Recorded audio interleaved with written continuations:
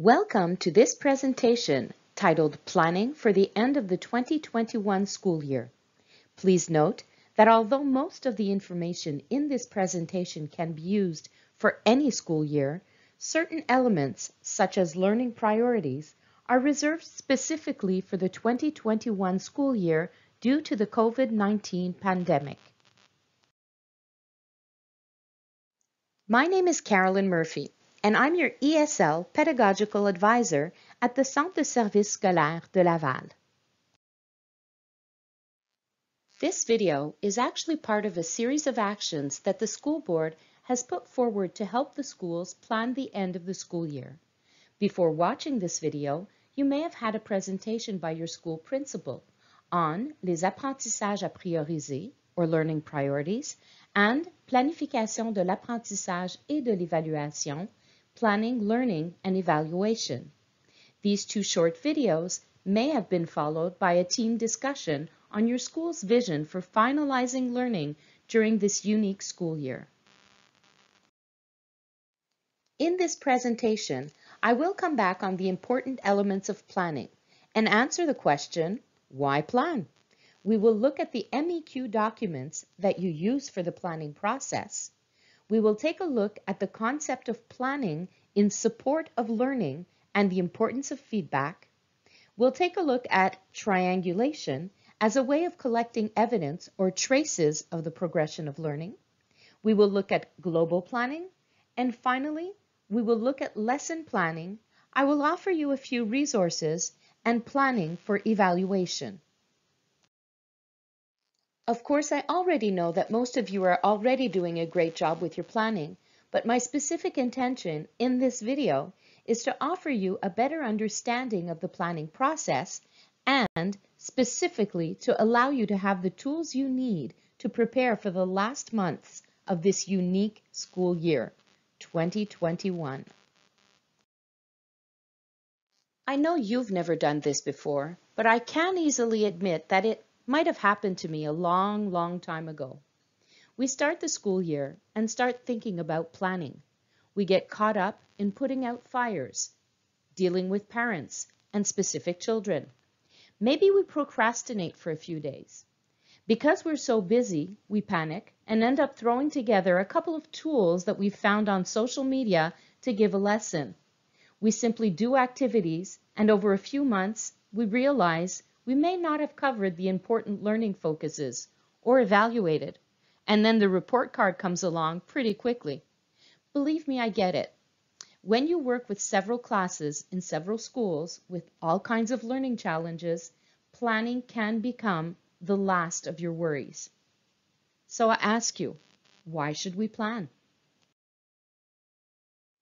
Well, think about it as a recipe. You can always throw a couple of things together and make a decent meal. But when you have a recipe in hand, go shopping for exactly what you need, and follow the steps, you gain a certain confidence. You know what to do and have less chances of missing a step. A good plan will allow you to present yourself in front of your groups with much more confidence. You will know what you will be evaluating beforehand because planning learning and planning evaluation should be done at the same time. When you have a plan, it becomes easier to differentiate and to adjust your teaching on the spot. Planning helps to reduce stress.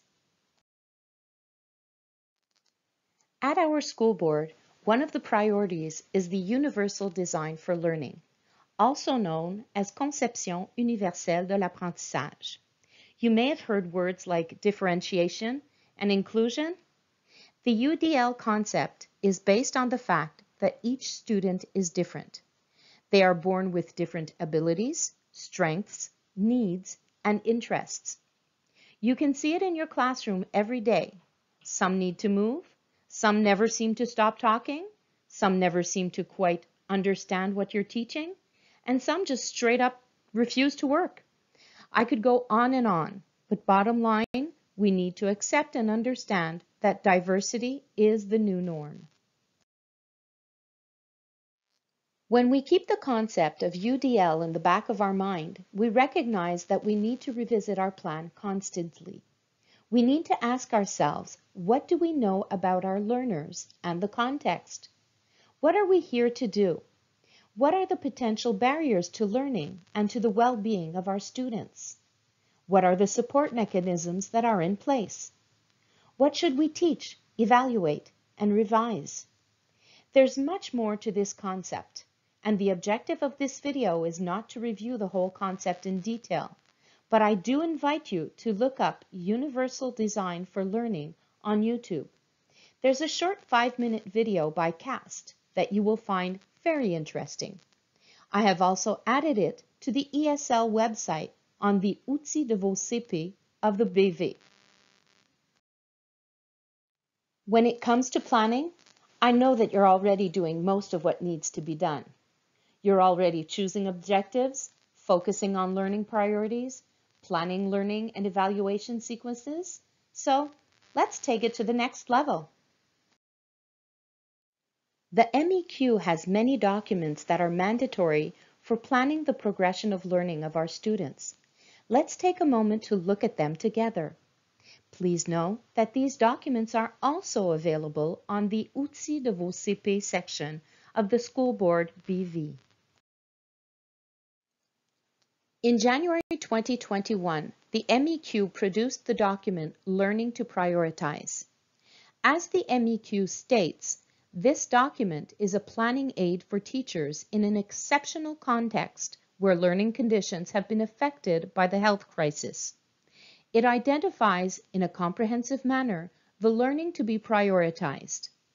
It will be important to devote time to these elements before the end of the school year in order to help students progress to the next level. If the learning context permits it, teachers are, of course, invited to go beyond the elements presented in this document by drawing on the official published documents, in particular, the Quebec Education Program and the Progression of Learning. The Quebec Education Program, known as the PFEQ, Programme de Formation de l'École Québécoise, is a common reference to all stakeholders in the school system. It is competency-based and is rooted in the cultural, economic, geographic, historical, social, and political realities of contemporary Quebec society. The PFEQ presents a number of broad areas of learning which deal with issues that are important to both individuals and societies and of particular concern to young people. Schools must see that students develop generic abilities that are solidly grounded in an organized body of knowledge, and in Quebec, these abilities are called cross-curricular competencies. There are also clear connections between ESL and other language programs, including French. For example, in all these programs, students develop communicative competencies and respect for other cultures, use processes, strategies, and resources, and explore a variety of texts. Finally, the 3 subject-specific competencies should be developed in synergy in an interactive learning environment. The PFEQ is the basis of what is taught in all disciplines, in all cycles, in Quebec. The images shown here are pulled from the PFEQ for the secondary level. Another important mandatory document published by the MEQ is the Progression of Learning. This document was updated by the MEQ in January 2021 to highlight the learning priorities for the end of the school year due to the pandemic. These documents are available on the MEQ website, and I have also posted them on our Outils de vos CP ESL website. Make sure that when you pull up the one for your cycle, that you have the version with the highlighted priorities. The last very important document published by the MEQ is the framework for the evaluation of learning. These frameworks provide the guidelines for the evaluation specific to each subject in the Quebec Education Program in order to determine students' results. For each subject, the framework defines the criteria on which the students' results must be based. These evaluation criteria are based on the ones in the Quebec education program. The framework stipulates the weighting of the competencies that makes it possible to determine the subject marks to be recorded on the report card. Where applicable, it provides direct links to the progression of learning documents that give additional information on the learning specific to each subject in the Quebec education program. Section 19 of the Education Act stipulates that teachers are entitled to select the means of evaluating the progress of students so as to determine and assess continually and periodically the needs and achievement of objectives of every student entrusted in their care. It is therefore up to teachers to choose the means of evaluation for each student learning. As mentioned earlier, the framework stipulates the weighting for each competency of each discipline. Exceptionally this year, the first report card is worth 35% of the final grade, and the second report card is worth 65% of the final grade. Because there are only 2 report cards, the progression of learning for all competencies for all disciplines must be evaluated on each report card. So before we actually move on to planning, let's take a moment to recap on what documents you need to have with you when you're planning. The learning priorities published for 2021 only, the PFEQ Quebec Education Program, the progression of learning document, also known in French as the PDA, Progression des Apprentissages, and finally, the framework for the evaluation of learning. Are you ready? Let's move on to planning in support of learning. Oops, I got so excited about planning, I almost forgot. How can you even think of planning if you don't know how much time you have? So take out your agendas, your school calendars, your schedules, or whatever tool you have and start counting. How many periods do you have left between the moment you're watching this video and the end of the school year? Remember to remove any holidays, pet days, or special activities that you may already have planned. This tedious but vital step in planning will allow you to have a better idea of what can actually be done. Now remember, don't panic. You're the professional. And in the next few slides, you will understand that you already have much more information on your students than you think. Okay, so you've got your number of hours. Let's move on. The first step to planning is taking a picture of what is in front of you right now. Who are your students? What are their interests and passions? Where are they in their learning? Are they at different levels? That's okay. Look at your learning priorities, your program, the progression of learning, and start thinking. You can go to the school board's BV under Ressources and Outils de vos CP and take a look. I've actually created an interesting tool that you might find interesting right now. It's a version of the PDA with a column for each month. So choose your objectives. What do you want your students to learn? What are your intentions? Identify your learning to prioritize.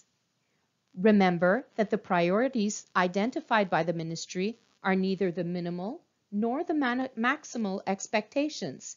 You are invited to go beyond these priorities. Vary the learning contexts. Use a variety of teaching methods, such as explicit learning, reciprocal learning, problem resolution. Vary the learning support. Use grids, feedback, auto-evaluation. Plan the moments to give feedback as soon as possible after the task has been completed to ensure that the student can make the link. The more the student is engaged in the process, the more motivated he or she will be. Remember that a student who is overwhelmed will revert to protection mechanisms, such as not participating, not speaking, or even misbehaving.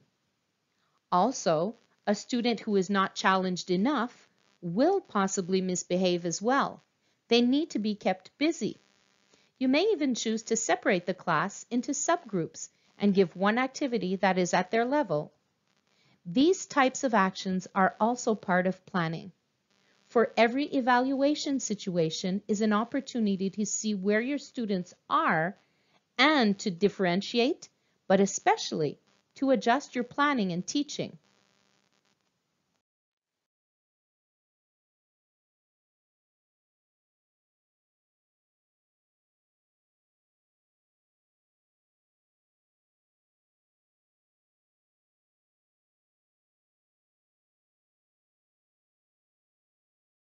Once you have placed each of your teaching and learning objectives in your calendar, it's now time to plan collection of evidence.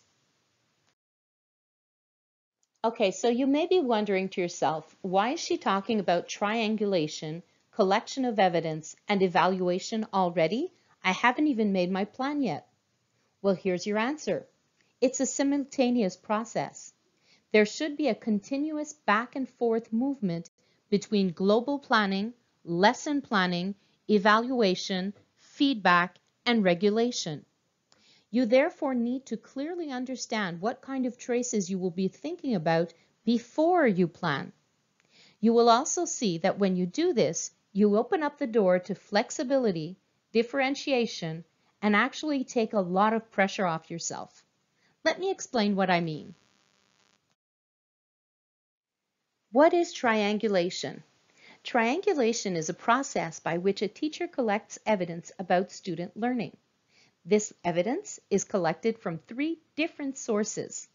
These sources can be conversations, observations, and products.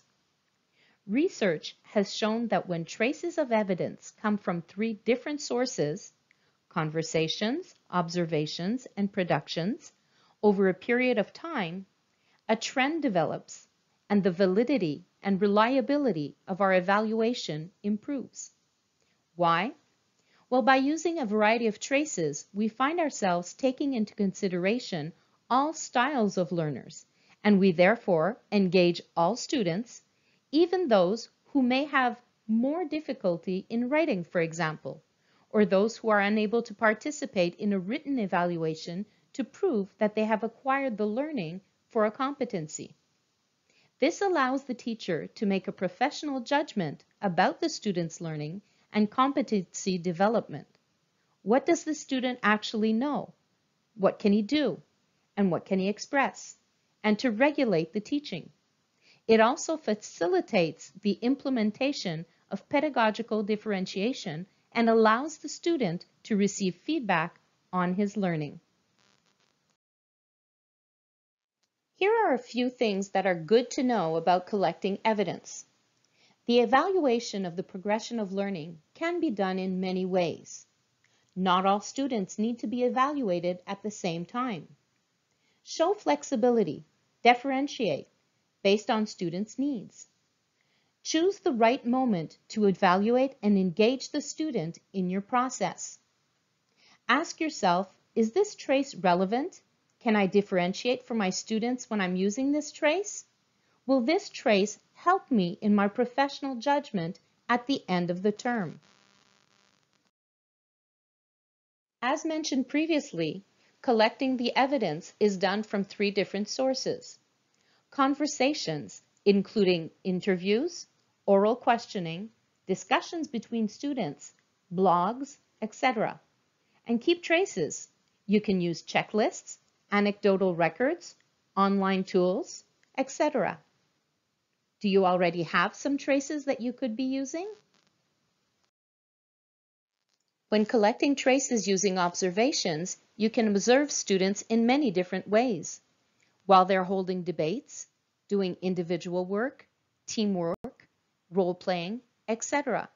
Again, know that you may keep traces by recording what they're doing, using observation grids, a sticker chart, a conventional or an online grade book. All these options are good. And finally, you can collect traces of students' learning by evaluating projects, assignments, blogs, quizzes, portfolios, etc. And to keep traces, again, there are many options, from a rubric or observation grid to a self-evaluation or peer evaluation tool, remember that it is possible to adapt these tools to respect the differentiation of students. Throughout the process of teaching and evaluating the progression of learning of your students, you also need to think about the feedback that you are providing. It should be timely, as soon as possible after the task. It should be balanced. Offering too much feedback too frequently can be overwhelming. You want the feedback to be clear and explicit with details, to be respectful and supportive. When giving feedback, we want to offer the students the opportunity to practice to be able to see the progression. And this document on corrective feedback techniques can be found on the MEQ website as well and on our BV under Ressources and Ressources de vos CP. So again, here's a quick recap. We plan to be more organized.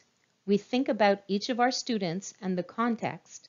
We gather all our important documents, and then we think about varying the learning situations and the traces of evidence. Which now brings us back to our main point, global planning. There are about as many planning tools available as there are teachers in our schools. As mentioned earlier, I have created some planning tools which allow you to see each of the learning priorities proposed by the ministry, but as it reflects the progression of learning, we have also included other elements as well.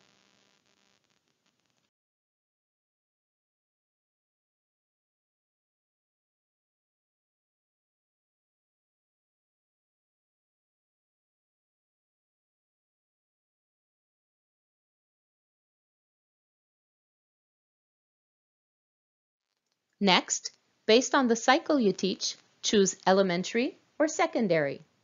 Scroll down for all the planning tools that you need. You will find videos, ministry documents, and many other tools. Here are some examples of the tools that you will find. Global planning tools, tools for collecting traces, and access to the website where you find all kinds of additional resources, including posters, planning tools, checklists, feedback tools, and much, much more. At the end of the global planning process, ask yourself these three questions. Which learning focuses will you choose? 6 to 10 between now and the end of the school year. What activities will allow your students to progress in their learning? And what three traces will you choose for each of these learning focuses to help you in your professional judgment? Once you've completed your global planning and thought about how and when you wish to be collecting traces and offering feedback, writing up your report cards will be a piece of cake because you will have collected traces throughout the term. Now let's take a look at lesson planning. Before going into actual lesson planning, I would like to mention the importance of choosing age cycle appropriate material and content for your students. Although we may think that we're doing the student a favor by offering activities from a lower grade level because they're able to complete them, we're actually telling the student that they are, for example, at the level of an 8-year-old. We need to think about how that makes the student feel and the impact it may have on their motivation. You're always invited to take the content and material from the appropriate cycle and be flexible or adapt it to the level of the older student. Planning actual learning activities is personal to each teacher. Once you've identified the elements you wish to teach, you can then try to find existing material. Our community has some interesting activities. Our BV, Outils de vos CP, has some links to interesting websites as well. And we have also included a planning tool that you can use to create your own activity. Here are a few basic things that you want to keep in mind when teaching, and these should also appear in your plan.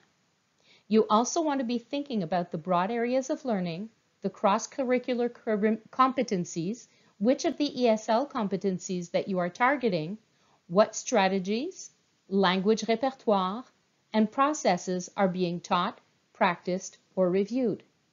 Remember to plan for differentiation and flexibility in your groups. The teaching basic steps are activating prior knowledge, presenting the situation to students, clearly stating the purpose and instructions, modeling the task explicitly and checking understanding, monitor the task and provide feedback, and wrap up, ensuring that the students have achieved the learning that was planned.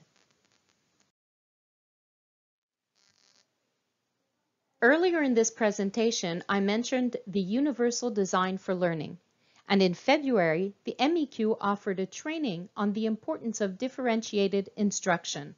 These two concepts are somewhat similar. The main objective of this approach is to ensure that teachers adjust teaching to the diverse abilities, needs, and interests of students of different ages, backgrounds, aptitudes, and skills, thus enabling them to make optimal progress in developing the competencies targeted in the program. The tools that were presented by the MEQ are available on our BV under the Ressources tab, Ressources de vos CP. Once you have watched this video, make sure to go back to Les outils de vos CP. Thank you for watching this presentation. If you have any additional questions or comments, please don't hesitate to let me know.